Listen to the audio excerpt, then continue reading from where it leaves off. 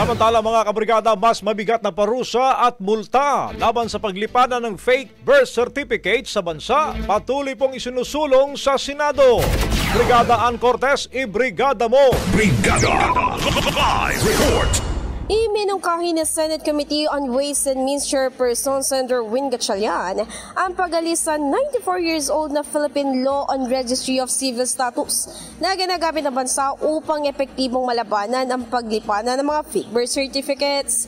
Maaalala, layunin na naturang batas na ito na tiyakin na naitatala ng maayos sa pampublikong record ang mga mahalagang pangyayari sa buhay ng tao tulad ng ngalang ng kapanganakan upang magamit sa mga legal na proseso at dokumentasyon.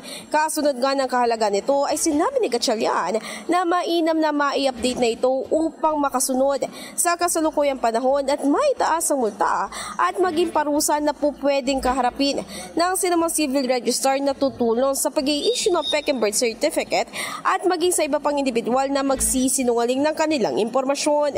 Sa kasalukuyan, binanggit ng senador na nasa 1 hanggang 6 na buwan lang ang haba ng imprisonment para sa mga lalabag dito, habang nasa 200 hanggang 500 naman ang multang laan.